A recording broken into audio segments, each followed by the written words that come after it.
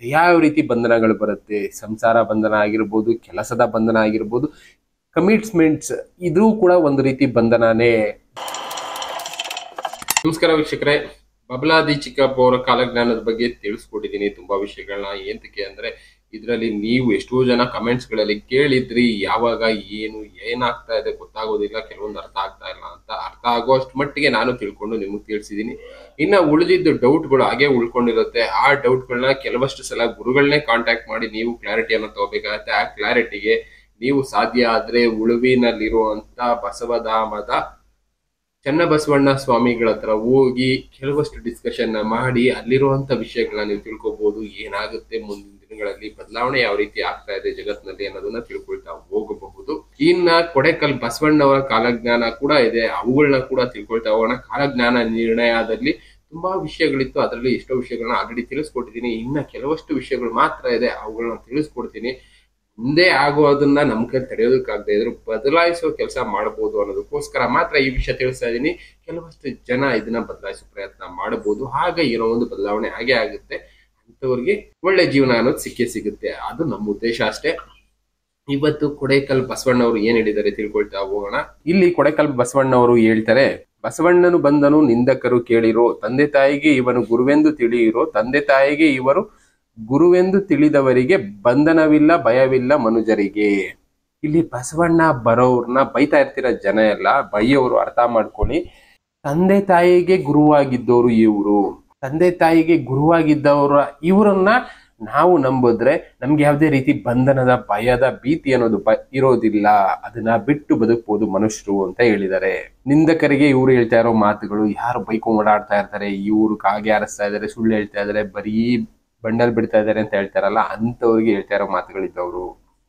ಹೊಲಕ ಹೋದವರು ಹೊಲದತ್ತಲೇ ಬಯಲು, ಮನೆಯಲ್ಲಿದ್ದವರು ಮನೆಯತ್ತಲೇ ಬಯಲು, ಅವರಿವರ ಮನೆಯವರಿಗೆ ಅರಿವಿಲ್ಲ, ಹಾಲು ಮೊಸರುಗಳಿಲ್ಲ, ಹಾಲು ಗಡಿಗೆಗಳಿಲ್ಲ, ದೂರದ ಮಾತು ಎನಲಿ ಬೇಡ, ದೂರದ ಮಾತು ಎನಬೇಡ, ಕೊಡೆಕಲ್ಲವರು ಸಾರಿ ಹೇಳುವರು ಮನಿಗೆಲ್ಲ. ಇಲ್ಲಿ ಒಂದೊಂದು ಮನೆಗೂ ಸಾರಿ ಹೇಳ್ತಾ ಇದ್ದೀವಿ, ಇದೆಲ್ಲ ದೂರದ ಮಾತ ಯಾವಾಗ್ಲೋ ನಡೆಯೋದು ಅಂತ ಅನ್ಕೋಬೇಡಿ. ಈ ವಿಷಯಗಳು ಯಾವಾಗ್ಲೂ ಜನಕ್ಕೆ ಪರಿಚಯ ಆಗ್ಬೇಕಾಯ್ತು. ಬಟ್ ಯಾವಕ್ಕೆ ಇವಾಗ್ಲೂ ಇಷ್ಟೊಂದು ಪರಿಚಯ ಆಗ್ತಾ ಇದೆ ಅಂದ್ರೆ, ಯಾವಾಗ ನಡಿಬೇಕಾಗಿರುತ್ತೋ ಅಂತ ಸಮಯದಲ್ಲಿ ಮಾತ್ರ ಎಲ್ಲಾ ವಿಷಯಗಳು ಪ್ರಚಾರ ಆಗ್ಲಿ, ಅದರಿಂದ ಸ್ವಲ್ಪ ಜನನಾದ್ರೂ ಬದಲಾಗ್ಲಿ ಅಂತ ಒಂದು ಪ್ರಯತ್ನ ಮಾಡ್ತಾ ಇರ್ತಾರೆ. ಅದಕ್ಕೋಸ್ಕರನೇ ಈಗ ಪ್ರಚಾರ ಆಗ್ಬೇಕಾಗಿತ್ತು, ಈ ವಿಷಯಗಳು ಪ್ರಚಾರ ಆಗ್ತಾ ಇದೆ. ಹಾಲು ಮೊಸರು ಅನ್ನೋದು ಕೂಡ ಮುಂದಿನ ದಿನಗಳಲ್ಲಿ ಸಿಗೋದಿಲ್ಲ. ಮನೆಯಲ್ಲಿದ್ದವರು ಮನೆಯಲ್ಲೇ ಬಯಲಾಗ್ತಾರೆ, ಇನ್ನ ಹೊಲದಲ್ಲಿದ್ದವರು ಹೊಲದಲ್ಲೇ ಬಯಲಾಗ್ತಾರೆ. ಇಂಥ ಸಂಗತಿಗಳೆಲ್ಲ ನಡೀತವೆ, ಅರ್ಥ ಮಾಡ್ಕೊಳ್ಳಿ.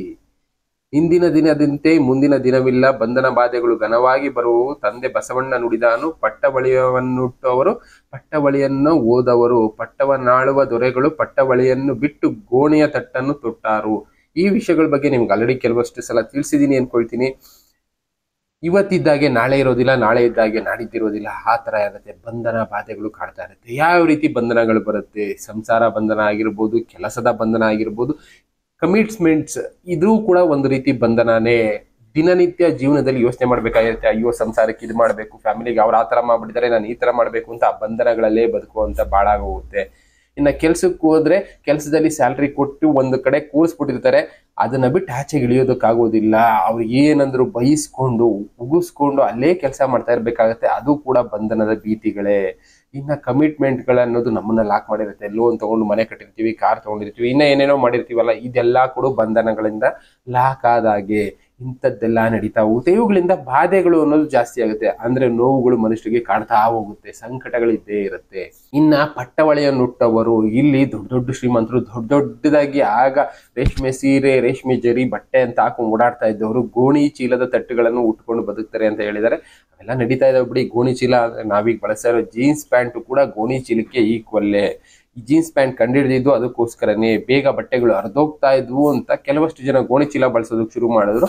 ಆದ್ರೆ ನೆಕ್ಸ್ಟ್ ವರ್ಷನ್ ಬಂದು ಜೀನ್ಸ್ ಪ್ಯಾಂಟ್ ಜಾಸ್ತಿ ದಿನ ಯೂಸೇಜ್ ಬರ್ಲಿ ಅನ್ನೋದಕ್ಕೋಸ್ಕರ ಕಂಡುಹಿಡಿದಂತ ವಸ್ತು ಜೀನ್ಸ್ ಪ್ಯಾಂಟ್ ಆಗಿದ್ರಿಂದ ಈಗ ಶ್ರೀಮಂತರೆಲ್ಲರೂ ಜಾಸ್ತಿ ಅದನ್ನೇ ಹಾಕೋದು. ಅದನ್ನೇ ಇವರು ತಿಳಿಸಿರೋದು. ಒಡೆಯನಾದನೆಂಬ ಗಣನದೊಳಗಿರಬೇಡ, ತಡೆಯದೇ ಕೇಡು ಬರುತ್ತದೆ ಮುಂದಿನ್ನು, ಒಡೆಯ ಬಸವಣ್ಣ ಸಾರಿ ನುಡಿದಾನು. ಇಲ್ಲಿ ನಾನು ಯಜಮಾನ ಆಗಿದ್ದೀನಿ ಅಂತ ಮೆರೆಯೋದಕ್ಕೆ ಹೋಗ್ಬೇಡ. ನಿನಗೂ ಕೊನೆ ಅನ್ನೋದು ಬಂದೇ ಬರುತ್ತೆ, ಯಾರಿಗಾದ್ರೂ ಆಗ್ಲಿ ಅಂತ್ಯ ಅನ್ನೋದು ಬಂದೇ ಬರುತ್ತೆ ಅನ್ನೋದನ್ನ ತಿಳಿಸ್ತಾ ಇದ್ದಾರೆ. ಎಂತಕ್ಕೆ ಅಂದ್ರೆ ಮೇಲಿದ್ದವನ್ ಕೆಳಗಿಳಿಲೇಬೇಕು, ಕೆಳಗಿದ್ದವನ್ ಮೇಲೆ ಹೋಗ್ಲೇಬೇಕು, ಬದಲಾವಣೆ ಅನ್ನೋದು ಆಗ್ತಾನೆ ಇರುತ್ತೆ, ಅದೇ ಜಗದ ನಿಯಮ ಅನ್ನೋ ಹಾಗೆ ಯಾವತ್ತೇ ಆಗ್ಲಿ ನಾನೆಚ್ಚು ಅಂತ ಮೆರಿಬೇಡ ಅಂತ ತಿಳಿಸಿದ್ದಾರೆ. ಊರಿಗೆ ಹೋದವರು ಊರತ್ತಲೇ ಬಯಲು, ನೀರಿಗೆ ಹೋದವರು ನೀರಲ್ಲಿಯೇ ಬಯಲು, ಅಳುವ ಕೂಸು ಮನೆಯಲ್ಲಿಯೇ ಬಯಲು, ಧೀರ ಬಸವೇಶ ಬರುತ್ತಾರೆ, ಸಂತೆಗೆ ಹೋದವರು ಎಂತು ಬರುತ್ತಾರೆಂದು ಚಿಂತಿಸುವವರಿಲ್ಲ, ಅವರಿಗೆ ಕೇಳಿ ಹೇಳುವರು ಯಾರೆಂಬವರಿಲ್ಲ. ಇಲ್ಲಿ ಊರಲ್ಲಿದ್ದವರು ವಾಪಸ್ ಊರಿಂದ ವಾಪಸ್ ಬರೋದಕ್ಕೆ ಹೋಗೋದಿಲ್ಲ, ನೀರಿಗೆ ಹೋದವರು ಅಲ್ಲೇ ಬಯಲಾಗ್ತಾರೆ ಅಂದ್ರೆ ಮಾಯ ಆಗ್ತಾರೆ, ಜೀವಗಳು ದೇಹಗಳು ಕಾಣದಂಗೆ ಹೊರಟೋಗ್ತವೆ. ಇನ್ನು ಅಳುವ ಕೂಸು ಮನೆಯಲ್ಲಿಯೇ ಬಯಲು, ಅಳ್ತಾ ಇರೋ ಕಂದಮ್ಮಗಳು ಕೂಡ ಮನೆಯಲ್ಲಿ ಬಲಿಯಾಗುವಂತ ಪರಿಸ್ಥಿತಿಗಳು ಬರುತ್ತೆ. ಇದಕ್ಕೆ ಯಾರು ಕೂಡ ಹೊಣೆ ಆಗೋದಕ್ಕಾಗೋದಿಲ್ಲ. ಜೀವ ಕೊಟ್ಟಂತ ದೇವರು ಜೀವನ ತೆಗಿತಾನ ಅಂತ ಹೇಳ್ತಾರೆ, ಆದ್ರೆ ಇಲ್ಲೇನಾಗ್ತಾ ಇದೆ, ಪ್ರಕೃತಿನ ನಾವು ಹಾಳು ಮಾಡ್ತಾ ಇರೋದ್ರಿಂದ ಆ ಕರ್ಮ ಫಲಗಳು ಒಬ್ಬರಿಂದ ಒಬ್ರು ಟ್ರಾನ್ಸ್ಫರ್ ಆಗಿ ಈಗ ಅದನ್ನ ನಾವು ಅನುಭವಿಸ್ಲೇಬೇಕಾಗತ್ತೆ. ಸಂತೆಗೆ ಹೋದವರು ಸಂತೆಯಿಂದ ಯಾವಾಗ ಬರ್ತಾರೆ ಅಂತ ಕೇಳೋರು ಇಲ್ದೆ ದಿಕ್ಕಿಲ್ದೆ ಹೋಗುವಂತ ಕಾಲ ಬರುತ್ತೆ. ಅಳುವಿಲ್ಲ ಶರಣರಿಗೆ ಉಳುವಿಲ್ಲ ಮಿಕ್ಕ ಕುರಿಗಳಿಗೆ, ಮುಂದಿನ ಸಾಕ್ಷಾತ್ ಬಸವಣ್ಣ ನುಡಿದಾನು. ಬಸವಣ್ಣನ ನಂಬಿದ ಶರಣರಿಗೆ ಅಳುವು ಅನ್ನೋದಿಲ್ಲ, ಉಳುವಿಲ್ಲ ಮಿಕ್ಕ ಕುರಿಗಳಿಗೆ, ಕುರಿಗಳ ರೀತಿ ಬದುಕ್ತಾ ಇರೋ ಜನರಿಗೆ ಉಳಿಗಾಲ ಅನ್ನೋದಿಲ್ಲ ಅಂತ ತಿಳಿಸ್ತಾರೆ. ಪಾತಾಳ ಗಂಗೆಯನ್ನು ಓತು ಚಿಪ್ಪಲಿ ತುಂಬಿ ಭೂತಳ ಒಳಗೆಲ್ಲ ಉರಿದೆದ್ದು ಹೋಗುವುದು ಸಾತ್ವಿಕ ಶರಣರ ಆಗಮನ. 14 ಭುವನದ ಆಳುವ ಶಿವನ ತಾನು ತಾಳ ಪ್ರಳಯದಲ್ಲಿ ಕಡೆಗೆ ಒಯ್ದು ಬಸವಣ್ಣ ಇಳಿಯನಾಳಲು ತಾನು ಬರುತ್ತಾನೆ. ಇಲ್ಲಿ ಬಸವಣ್ಣ ಶಿವರೂಪಿ ಬರ್ತಾನೆ ಭೂಮಿಗೆ ಧರೆನ ಆಳೋದಕ್ಕೋಸ್ಕರ ಅಂತ ತಿಳಿಸ್ತಾ ಇದ್ದಾರೆ. ಯಾವ ಕಾಲಕ್ಕೆ? ಪಾತಾಳ ಗಂಗೆಯನ್ನ ಓತು ಚಿಪ್ಪಲಿ ತುಂಬಿ ಅಂದ್ರೆ ಕಪ್ಪೆ ಚಿಪ್ಪಲಿ ತುಂಬುವಷ್ಟು ಲೆವೆಲ್ಗೆ, ಅಂದ್ರೆ ಈಗ ಆಲ್ರೆಡಿ ಕಪ್ಪೆ ಚಿಪ್ಪೆಲ್ಲೂ ಸಿಗಲ್ಲ ಬಿಡಿ, ನಾವೇನ್ ಮಾಡ್ತೀವಿ ಈ ಸಣ್ಣ ಲೋಟ ಮಡಕೆ ಈ ತರದ್ರಲ್ಲಿ ನೀರನ್ನ ತುಂಬುವಂತ ಪರಿಸ್ಥಿತಿಗಳು ಬಂದಿದೆ. ಆಲ್ರೆಡಿ ಆ ವಿಡಿಯೋಗಳು ನಿಮ್ಗೂ ತೋರಿಸಿದೀನಿ. ಎಷ್ಟೋ ಊರುಗಳಲ್ಲಿ ಬಾವಿಗಳಲ್ಲಿ ಆ ರೀತಿ ನೀರನ್ನ ತೆಗೆದು ತುಂಬಿ ಬಳಸ್ತಾ ಇದ್ದಾರೆ. ಅಂತ ಸಮಯ ಬರೋ ಟೈಮ್ಗೆ ಬಸವಣ್ಣ ಬರ್ತೀನಿ ಅಂತ ತಿಳಿಸಿದ್ದಾರೆ. ಮಂಡಲವನ್ನಾಳುವವರು ಖಂಡಿತಗಳಾದಾರು ದಂಡನಾಯಕನು ಬಸವಂತ ಬರುವಾಗ ಕೆಂಡದ ಮಳೆಯು ಸುರಿಯುವುದು ಗುರುತೆಂದ. ಇಲ್ಲಿ ಭೂಮಿನ ಆಳೋರು ಚನ್ನಬಸವಣ್ಣ ಬರುವಾಗ ಕೆಂಡದ ಮಳೆ ಸುರಿಯುತ್ತೆ, ಇದೇ ಗುರುತುಗಳು ಅಂತ ತಿಳಿಸಿದ್ದಾರೆ. ಕೆಂಡದ ಮಳೆ ಅಂದ್ರೆ ಯುದ್ಧಗಳಾಗತ್ತೆ, ಇನ್ನ ಬೇರೆ ಬೇರೆ ರೀತಿ ಕೆಂಡದ ಮಳೆಗಳು ಸುರಿಯುತ್ತೆ, ಅಂದ್ರೆ ಧೂಮಕೇತುಗಳು ಕಾಣಿಸ್ಕೊಳ್ಳುತ್ತೆ, ಅದು ಬಿದ್ರು ಕೆಂಡದ ಮಳೆಯಾಗೆ ಬೀಳೋದು. ಇಂಕೆ ಅಂದ್ರೆ ಭೂಮಿಗೆ ಎಂಟ್ರಿ ಆಗ್ತಾ ಇದ್ದಂಗೆ ಎಂಥ ಧೂಮಕೇತು ಆದ್ರೂ ಅದರಲ್ಲಿ ಕೆಲವಷ್ಟು ಪಾರ್ಟ್ಗಳು ಸಪರೇಟ್ ಆಗ್ತಾ ಹೋಗುತ್ತೆ. ಆ ಸಪರೇಟ್ ಆದ ಪಾರ್ಟ್ಗಳು ಭೂಮಿಗೆ ಬೀಳುವಾಗ ಕೆಂಡದ ಮಳೆ ರೀತಿನೇ ಬೀಳುತ್ತೆ.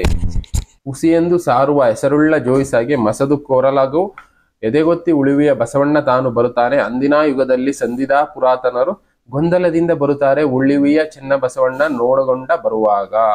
ಚೆನ್ನಬಸವಣ್ಣ ಬರುವಾಗ ಇನ್ನ ಬೇರೆ ಬೇರೆ ಯಾವ ಸಂಗತಿಗಳಾಗುತ್ತೆ, ಉಳುವಿಗೆ ಬಸವಣ್ಣ ಬರುವ ಸಮಯದಲ್ಲಿ ಏನೇನು ನಡೆಯುತ್ತೆ ಅಂತ ತಿಳಿಸ್ತಾ ಇದ್ದಾರೆ.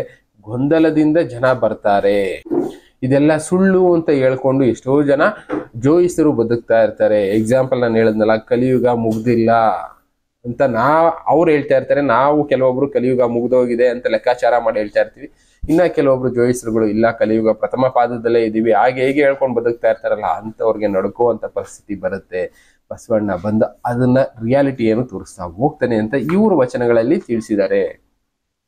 ಗುಡಿ ಮನೆ ದೇವರುಗಳು ಕೆಡುಗಾಲ ಬಂತೆಂದು ಕೊಡುವನಾದ್ರಿಗೆ ನಿಲ್ಲದೆ ನಡೆದಾವು, ಕೊಂಕಣಾಡಿ ಇಡಿಯೇ ತಮಗೆ ನೆಲೆಯೆಂದಾವು. ಇಲ್ಲಿ ಗುಡಿ ಮನೆ ದೇವರುಗಳು ಇದನ್ನೆಲ್ಲ ನಂಬ್ಕೊಂಡಿರೋರು ಕೇಡುಗಾಲ ಬರ್ತಾ ಇದೆ ಅಂತ ನಂಬಿಕೊಂಡು ಎಲ್ಲಾ ಕೂಡ ಪಶ್ಚಿಮ ದಿಕ್ಕಿನ ಕಡೆಗೆ, ಕೊಂಕಣ ದಿಕ್ಕಿನ ಕಡೆಗೆ ಹೋಗೋದಕ್ಕೆ ಶುರು ಮಾಡ್ತಾರೆ. ಭಾರತದ ಬಗ್ಗೆ ಮಾತ್ರ ಇಲ್ಲಿ ತಿಳಿಸ್ತಾ ಇದ್ದಾರೆ, ಇನ್ನು ಬೇರೆ ಬೇರೆ ದೇಶದ ಬಗ್ಗೆ ಇಲ್ಲಿ ತಿಳಿಸಿಲ್ಲ. ಇದೆಲ್ಲ ನೀವು ನಂಬುತ್ತಿರೋ ಇಲ್ವೋ ಅಂತ ಕೇಳ್ಬೋದು. ಕೆಲವಷ್ಟು ನಂಬೋ ರೀತಿ ಸಂಗತಿಗಳು ನಡೆದಿರೋದ್ರಿಂದ 100% ನಂಬಿಲ್ಲ ಅಂದ್ರೂ ಒಂದು 80% ಆದ್ರೂ ಈ ವಿಷಯಗಳನ್ನ ನಂಬಲೇಬೇಕು. ಕೆಲವಷ್ಟು ಇನ್ನೊಂದು 20% ಆಗಬಹುದು, ಆಗದೇನೋ ಹೋಗ್ಬೋದು, ಅದು ಪ್ರಕೃತಿ ಮೇಲೆ ಡಿಪೆಂಡ್ ಆಗುತ್ತೆ. ಬಟ್ 80% ವಿಷಯಗಳು ಕಣ್ಮುಂದೆ ನಡೀತಾ ಇರೋದ್ರಿಂದ, ನೋಡ್ತಾ ಇರೋದ್ರಿಂದ ಇವನ್ನ ನಂಬಲೇಬೇಕಾದಂತ ಪರಿಸ್ಥಿತಿ. ನಾನು ಒಂದು 80% ಆದ್ರೂ ನಂಬ್ತೀನಿ. ಇಲ್ಲಿ ಅವರು ತಿಳಿಸ್ತಾ ಇರೋದು ಗುಡಿ ಮನೆ ದೇವರುಗಳನ್ನೆಲ್ಲ ನಾವು ನಂಬ್ಕೊಂಡು ಬದುಕ್ತಾ ಇರ್ತೀವಿ. ಆ ದೇವರುಗಳು ಕೈ ಬಿಡುವಂತ ಸಮಯ ಆಗಿದೆ. ಅಂದ್ರೆ ದೇವ್ರು ಇಷ್ಟು ದಿನ ಕಾಪಾಡ್ತಾನೆ ಇದ್ದ, ಇನ್ನು ಮುಂದೆ ಕಾಪಾಡೋದಕ್ಕೆ ಹೋಗೋದಿಲ್ಲ. ಏನಕ್ಕೆ ಅಂದ್ರೆ ಕರ್ಮಗೇಡಿಗಳು ಸಾಯಲೇಬೇಕು ಅಂತ ಇವ್ರು ಬರೆದ್ಬಿಟ್ಟಿದ್ದಾರೆ. ಪ್ರಪಂಚದಲ್ಲಿ ಜನಸಂಖ್ಯೆ ಜಾಸ್ತಿ ಆಗ್ತಾ ಇದೆ, ಅದ್ರಲ್ಲಿ ಒಂದು ಅರ್ಥ ಮಾಡ್ಕೋಬೇಕು. ಯಾವಾಗ ಆಗುತ್ತೆ ಅನ್ನೋದಕ್ಕೊಂದು ಹಿಂಟ್ ಮೊನ್ನೆ ಯಾರತ್ರ ಡಿಸ್ಕಸ್ ಮಾಡುವಾಗ ಅವ್ರು ಹೇಳಿದ್ದೇನಂದ್ರೆ, ಭೂಮಿ ಮೇಲೆ ಜನಸಂಖ್ಯೆ ಯಾವಾಗ 900 ಕೋಟಿ ರೀಚ್ ಆಗುತ್ತೆ ಆ ಸಮಯಕ್ಕೆ ಇದೆಲ್ಲ ಜಾಸ್ತಿ ಆಗ್ತಾ ಹೋಗುತ್ತೆ. ಆ 900 ಕೋಟಿಯಿಂದ ಮತ್ತೆ ವಾಪಸ್ ಒರಿಜಿನಾಲಿಟಿ ಬರೋ ಪ್ರಯತ್ನ ಆಗುತ್ತೆ ಅಂತಾನೆ ತಿಳಿಸಿದ್ದಾರೆ.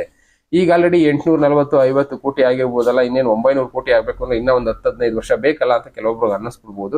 ಬಟ್ ಆದ್ರೆ ಕೆಲವಷ್ಟು ದ್ವೀಪಗಳಲ್ಲಿ ಎಷ್ಟು ಜನ ಬದುಕಿದ್ದಾರೆ ನಮಗ್ ಗೊತ್ತಿಲ್ಲ. ಎಷ್ಟೋ ದ್ವೀಪಗಳಲ್ಲಿ ಜನರು ಬದುಕಿದ್ದಾರೆ. ಅಂತ ದ್ವೀಪಗಳಿಗೆ ನಮ್ಗೆ ಎಂಟ್ರಿ ಇಲ್ದೇ ಇರೋ ಎಷ್ಟೋ ದ್ವೀಪಗಳಿದ್ದಾವೆ. ಆ ದ್ವೀಪದಲ್ಲಿ ಎಷ್ಟು ಜನ ಇದ್ದಾರೆ ಅದೆಲ್ಲ ಪ್ರಕೃತಿ ಲೆಕ್ಕಾಚಾರಗಳು, ನಮ್ಗಂತ ಲೆಕ್ಕಾಚಾರಗಳು ಗೊತ್ತಾಗೋದಿಲ್ಲ. ಆ ಲೆಕ್ಕಾಚಾರ 900 ಕೋಟಿ ತಲುಪಿದಾಗ ಇಂಥ ಪ್ರಕೃತಿನಲ್ಲಿ ಆಗುವಂತ ವಿಚಿತ್ರ ವಿಸ್ಮಯಗಳು, ಇನ್ನ ಬೇರೆ ಬೇರೆ ವಿಕೋಪಗಳು ಎಲ್ಲ ಜಾಸ್ತಿ ಆಗ್ತಾ ಹೋಗುತ್ತೆ ಅಂತಾನೆ ಇಲ್ಲಿ ಕೊಡೈಕಲ್ ಬಸವಣ್ಣ ಅವರು ತಿಳಿಸೋ ಕೆಲಸ ಮಾಡಿದ್ದಾರೆ. ಶುದ್ಧವಾದವೆಂದು ಗೆದ್ದವೆಂದನ ಬೇಡ, ಸುದ್ದಿ ಇಲ್ಲದೆ ಗುರು ಬಂದು ಮುಂದೆ ವಿಚಾರಿಸುವ, ನಿದ್ರೆ ಮಾಡುವವರ ಎಚ್ಚರಿರೋ ಧರೆಯೊಳಗೆ ಬಂದು ಉರಿಯು ಅಡರುತ್ತಲಿದೆ. ಇಲ್ಲೇನಾಗ್ತಾ ಇದೆ, ಶುದ್ಧವಾಗಿದೆ ಈ ಜಾಗ, ಅದು ಇದು ನಾವು ಗೆದ್ಬಿಟ್ಟಿದೀವಿ, ನಮ್ಮನ್ನ ಯಾರು ಏನು ಮಾಡೋದಕ್ಕಾಗೋದಿಲ್ಲ ಅಂತ ಮೆರಿಬೇಡ. ಗುರು ಬಂದು ಎಚ್ಚರಿಸುವ ಕೆಲಸ ಮಾಡ್ತಾ ಇದ್ದಾರೆ. ಇನ್ನ ನಿದ್ರೆ ಮಾಡ್ತಾ ಇದ್ರೆ ಭೂಮಿಗೆ ಆಲ್ರೆಡಿ ಉರಿ ಅನ್ನೋದು ಶುರು ಆಗಿದೆ. ಆ ನಿದ್ರೆನಲ್ಲೇ ನೀವು ಬಯಲಾಗಬೇಕಾಗತ್ತೆ ಅಂತ ತಿಳಿಸಿದ್ದಾರೆ. ಕರವುತ್ತಲಿದೆ ಕೆಂಡದ ಮಳೆಯು ಭರವಸ ನಂಬಿರೋ, ಬರಭಯ ರೋಗವು ಗುರು ತಂದಾನು ಕೇಡುಗಾಳ. ಇಲ್ಲಿ ಕೆಂಡದ ಮಳೆ ಅನ್ನೋದು ಬೀಳ್ತಾ ಇದೆ, ಅದ್ರ ಬಗ್ಗೆ ನಮ್ಗೆ ಗೊತ್ತಾಗ್ತಾ ಇಲ್ಲ. ಭರವಸೆ ಇಟ್ಕೊಳ್ಳಿ, ನಂಬಿರಿ, ಬರಗಾಲ ಬರುತ್ತೆ, ಭಯವಾದ ರೋಗಗಳು ಕಾಡುತ್ತೆ. ಗುರು ಇಂಥದ್ದನ್ನ ತಂದಿಡ್ತಾ ಇದ್ದಾನೆ. ಯಾಕೆ ಅಂದ್ರೆ ಜನಸಂಖ್ಯೆ ಕಡಿಮೆ ಮಾಡಬೇಕು. ಈಗ ಜನಸಂಖ್ಯೆ ಜಾಸ್ತಿ ಆಗಿ ಏನೋ ಜನಗಳು ಕಷ್ಟ ನಷ್ಟ ಇಂಥದ್ದು ನೋವುಗಳು, ಆಸ್ತಿ ಮಾಡ್ಬೇಕು, ಅದು ಮಾಡ್ಬೇಕು, ಇದು ಮಾಡ್ಬೇಕು ಅಂತ ಬದುಕ್ತಾ ಇದ್ದಾರೆ. ಎಲ್ಲ ಯಥೇಚ್ಛವಾಗಿದ್ರೆ ಯಾವುದಕ್ಕೂ ಆಸೆ ಪಡೆದೆ ತಿನ್ನೋದಕ್ಕೆ ಏನ್ ಬೇಕು, ಇರೋದಕ್ಕೆ ಏನ್ ಜಾಗ ಬೇಕು ಅಂತದ್ರ ಬಗ್ಗೆ ಮಾತ್ರ ಯೋಚನೆ ಮಾಡಿ ಹೋಗ್ತಾರೆ. ಅಂತ ಕೆಲಸ ಮಾಡೋದಕ್ಕೆ ಗುರು ಬರ್ತಾ ಇದ್ದಾನೆ ಅಂತ ತಿಳಿಸ್ತಾ ಇದ್ದಾರೆ. ಹರಿದು ಹೋಗುವ ಕಾಲಕ್ಕೆ ಸಿರಿಯ ಸಂಪತ್ತುಗಳು ದುರಿತಗಳಾಗ ಎಲ್ಲವೂ ಒಡ್ಡುವವು. ಲಿಖಿತವ ತಂದಾನು ಅಖಿಲ ಬ್ರಹ್ಮಾಂಡದ ಸಕಲಕ್ಕೆ ಬಂದಿದೆಯೋ, ಸುಖವಿಲ್ಲ ಮುಂದೆ ವಿಚಾರಿಸಿ ನೋಡಿರೋ, ಲೆಕ್ಕವ ಕೊಳ್ಳಲು ಬಂದಾಗ ನಿಮಗೆ ತಿಳಿಯಿರೋ. ಇಲ್ಲಿ ನಿಮ್ಮ ಹತ್ರ ಇರುವಂತ ಸಿರಿ ಸಂಪತ್ತು ಯಾವ ಕೂಡ ನಿಮ್ಮನ್ನ ಕಾಪಾಡೋದು ಆಗೋದಿಲ್ಲ. ಅಖಿಲ ಬ್ರಹ್ಮಾಂಡ ಸಕಲಕ್ಕೆ ಬಂದಿದೆಯೋ, ಇದು ಒಂದ್ ಕಡೆಗೆ ಅಂತ ಅಲ್ಲ, ನಮ್ಮ ಭೂಮಂಡಲಕ್ಕೆ ಪೂರ್ತಿಯಾಗಿ ಬಂದಿರುವಂತ ಕಂಟಕಗಳು. ಮುಂದಿನ ದಿನಗಳಲ್ಲಿ ಸುಖ ಅನ್ನೋದಿರೋದಿಲ್ಲ. ಆ ಸುಖಕ್ಕೋಸ್ಕರ ಏನ್ ಮಾಡ್ಬೇಕು ಅಂತದನ್ನ ಇವಾಗಿಂದನೇ ಮಾಡೋ ಪ್ರಯತ್ನ ಮಾಡ್ಕೊಳ್ಳಿ ಅಂತ ಇವರ ವಚನಗಳಲ್ಲಿ ಹೇಳ್ತಾ ಇದ್ದಾರೆ. ಲೆಕ್ಕವ ಕೊಳ್ಳಲು ಬಂದ ನಿಮಗೆ ತಿಳಿಯಿರಿ. ಇಲ್ಲಿ ಲೆಕ್ಕ ಕೇಳೋದಕ್ಕೆ ಅಂತಾನೆ ಬರ್ತಾ ಇದ್ದಾರೆ ಚನ್ನಬಸವಣ್ಣವರು. ಅವರ ಜೊತೆ ಇರುವಂತ ಎಷ್ಟೋ ಶರಣರು ಲೆಕ್ಕ ಯಾವ ರೀತಿ ಕೇಳ್ತಾರೆ, ಯಾರು ತಪ್ಪು ಮಾಡ್ತಾ ಇರ್ತಾರೆ, ಇದು ಸರಿನಾ ಅಂತ ಲೆಕ್ಕ ಕೇಳೋ ಕೆಲಸ ಮಾಡ್ತಾರೆ. ನೀವು ಕೂಡ ಅಂತ ಕೆಲಸ ಮಾಡ್ಬೋದು. ಹಂಗಂದಿದ ತಕ್ಷಣ ನೀವು ಶರಣರಾಗಿ ಹೋಗ್ತೀರಾ, ಇಲ್ಲ ನಾನ್ ಶರಣರಾಗಿ ಹೋಗ್ತೀನಿ ಅಂತ ಅಲ್ಲ. ಒಳ್ಳೆ ಕೆಲಸ ಮಾಡ್ಬೇಕು ಅಂದ್ರೆ ಯಾರು ಏನು ಅಂತ ಅಲ್ಲ, ಇದು ತಪ್ಪು, ಯಾಕೆ ಈ ತರ ಮಾಡ್ತಾ ಇದ್ದೀರಾ ಅಂತ ಕೇಳೋ ಕೆಲಸ ಮಾಡ್ಬೋದಲ್ಲ. ಅದರಿಂದ ಒಳ್ಳೇದಾಗುತ್ತೆ ಅಂತ ಅನ್ಕೊಂಡ್ ಪ್ರಯತ್ನ ಮಾಡಿ. ಆಗದೆ ಇದ್ರೆ ಸೆಕೆಂಡ್ರಿ, ಪ್ರಯತ್ನ ಮಾಡೋದಕ್ಕೆ ಶುರು ಮಾಡಿ. ಆ ಪ್ರಯತ್ನದಿಂದನಾದ್ರೂ ನಿಮ್ಗೆ ಒಳ್ಳೇದು ಅನ್ನೋದು ಹಾಗೆ ಆಗುತ್ತೆ ಅನ್ನೋದು ಇವರ ವಚನಗಳಲ್ಲಿ ತಿಳಿಸಿರುವಂತದ್ದು. ಇಂಥ ಎಷ್ಟೋ ವಿಷಯಗಳನ್ನ ತಿಳಿಸ್ಕೊಂಡು ಹೋಗಿದ್ದಾರೆ. ಅವುಗಳನ್ನ ಒಂದೊಂದೇ ಡಿಸ್ಕಸ್ ಮಾಡ್ತಾ ಹೋಗ್ತಾ ಇರ್ತೀನಿ. Thank you. ಮತ್ತೆ ಸಿಗ್ತೀನಿ. Good by.